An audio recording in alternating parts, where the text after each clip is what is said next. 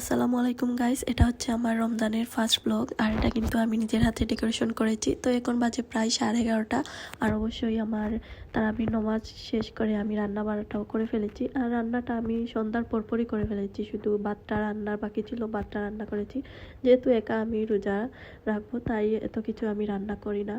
তো এখানে শুধু আজকে গরুর মাংস রান্না করেছি আর ভাত, তার সাথে কিন্তু দুধ, তারপরে এই যে গুড় আছে আর কলা। জানি না অন্য অন্য জায়গায় কিভাবে সেহরিটা করা হয়, কিন্তু আমাদের সিলেটের মাঝে যা দিয়েই খাওয়া হয় না কেন, খাবারের পরে কিন্তু দুধ কলা দিয়ে ভাত খেতেই হয়। সো এই যে আমার কিন্তু সেহরি করাটা শেষ। এখন আমি ইফতারের আয়োজন করব অবশ্যই পরের দিন। তো এখানে মসুরি ডাল ভিজিয়ে রেখেছিলাম, তার সাথে কিন্তু অল্প করে আমি চাল দিয়েছিলাম, কারণ চাল দিলে অনেকটা ক্রিপসি হয়।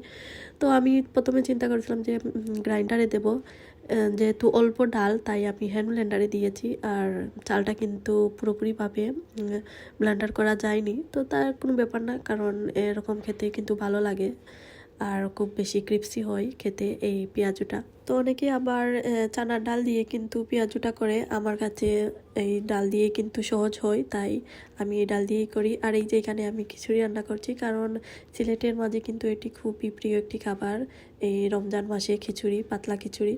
তো এই যে এখানে আমার খিচুড়িটা হয়ে গেছে, এখন আমি বাগার দিব। বাগারের মাঝে রসুন, জিরা আর শুকনো মরিচ আর অল্প আমি গুঁড়ো মরিচ দিয়েছি কালারের জন্য। আর কিন্তু কালারটা খুব সুন্দর হয়েছে। খিচুড়িটা কিন্তু আমাদের এই জায়গার প্রিয় একটি খাবার। রোজা মাসে প্রায় সবার ঘরেই খিচুড়ি হয়, মাঝে মাঝে অন্যান্য কিছু হয়ে থাকে। তো আমি কিন্তু সব কিছুই বানিয়ে খাই, কখনো পোলাও, আবার আখনি, বিরিয়ানি, সব কিছুই খাই। তো এই যে আমার এখানে সব কিছু হয়ে গেছে, আর এখানে ইফতারের টাইমও হয়ে গেছে। আর এই দেখুন আমার পেঁয়াজুটা খুব ক্রিপসি হয়েছে।